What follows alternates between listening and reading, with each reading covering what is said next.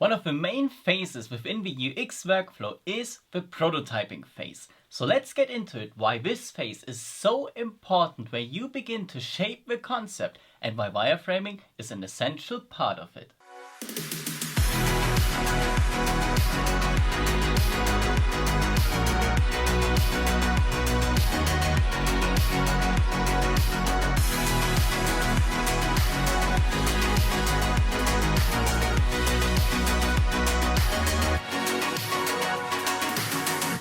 Before we begin with the importance, let's find a definition for both prototyping and wireframing. In the prototyping phase, we start to shape the overall concept. This is where we begin to create something from the results we have from the analysis phase. There are multiple different kinds of prototypes, so we can begin with a low fidelity and move on all the way up to a high fidelity prototype. With a low fidelity prototype, you only want to evaluate the main concept.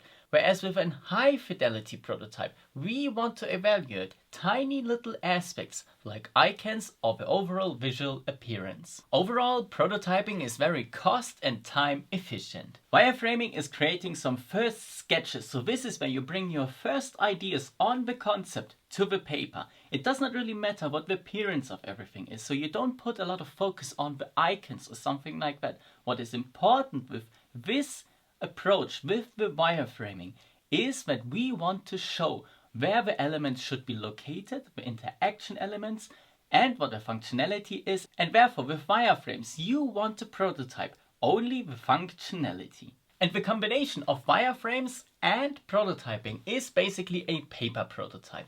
Because what you do with a paper prototype is that you draw some first sketches on pieces of paper.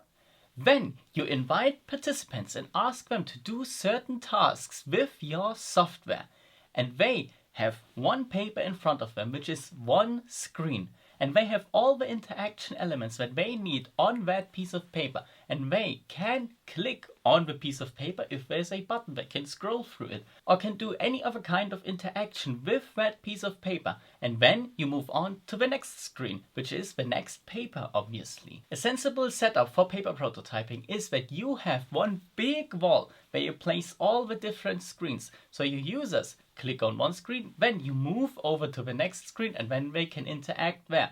That's way easier than replacing a paper on the desk all the time, over and over again. So why should you use these approaches? Why should you use wireframes and paper prototypes? Well, the answer is really easy. Wireframes are created really fast, so you get a piece of paper, you put it on the desk, you draw some first sketches, and then you show these static screens to the users and ask them, what is your opinion on that? Then you can make adjustments to them, and you can show it to some more users and get feedback again.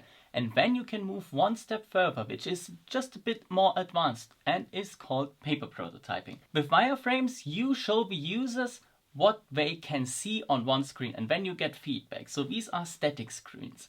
With paper prototyping, that's a bit different, because with paper prototyping you actually let the users interact with the system, and the screens are not static anymore because you move from one paper to the next one. But also with paper prototypes it's really easy to make adjustments, and therefore wireframing and paper prototyping is really cost and time efficient. And why should you use wireframing and paper prototyping? Well, the answer to that is really easy. Because you will get really good results and really good feedback from your users in just a very short amount of time. People can't get lost in details with the design, for example, because they are presented a non-designed concept. So the wireframes and the paper prototypes are so basic that it is clear to everyone that it's the concept that needs to be evaluated, and therefore people can't get lost in the details like, oh, that icon distracted me. Well, that does not matter in the beginning when you only want to evaluate the overall concept. And therefore, if you are at the very beginning of a concept, you should start with low fidelity prototyping like a paper prototype. To make the process of creating prototypes and wireframes even faster, we at UX Globus are currently working on the UX cards, which will make your job as an UX designer with prototyping and creating some first wireframes way easier.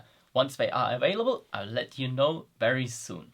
So if you want to evaluate a first concept, go for paper prototyping and wireframing. If you liked that video, please subscribe to my YouTube channel, turn the notifications bell on, and also hit the like button, and I'll see you on Thursday.